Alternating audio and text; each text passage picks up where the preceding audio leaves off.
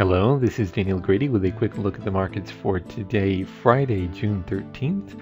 We have a pretty early start to the economic calendar today. At 6 o'clock GMT, we have Consumer Price Index from Germany. Germany is the largest country within the Eurozone. It's the first to report inflation data. And with the ECB considering further measures to combat deflation, if we have something unexpected here, we could have some strong volatility in the euro. This could, put a trend in the euro, as well as at 8 o'clock GMT when we have Italian Consumer Price Index. Italy is the third largest country within the Eurozone. Then at 9 o'clock we have employment from the Eurozone and also trade balance.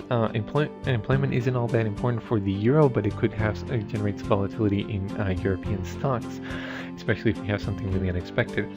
Then at 12:30 GMT we have producer price index from the United States, which gives us some insight into how the American economy is performing, as well as what we might see in inflation. So we could see some volatility in equities there.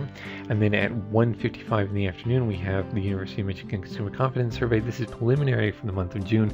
We don't have any concrete data there, so we won't be expecting all that much volatility.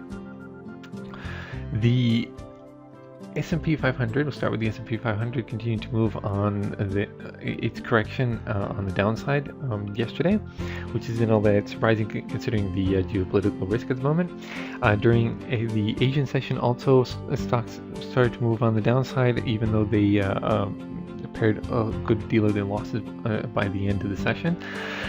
Going into the session today, S&P 500 futures are trading pretty much unchanged. So we could be looking at a continuation of the trend, especially going into the weekend where we might have further developments with the situation in Iraq that might have some impact on equities and on the economy. We're already seeing an increase in the price of petroleum given the situation there. The euro. The euro is still within its pretty broad range here, as well as having some important data coming out today, so we could see some strong volatility in the euro. We have support at 164.80, resistance at 165.90. The pound had a pretty strong performance yesterday after comments from the Bank of England governor saying that he anticipated increasing interest rates earlier than the market was expecting. It's above support at 169.30, and then we have resistance at 169.80 at the moment, but we might see a short-term correction after this long move on the upside during early trading today.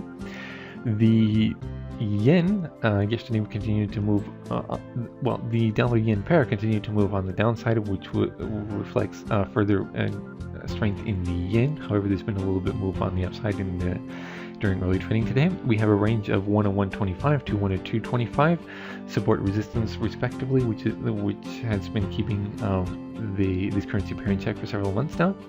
And then finally we have gold, which moved higher yesterday as we expected, we have support at 1,265, resistance at 1,280. And that's it for today. Thanks for watching and happy trading.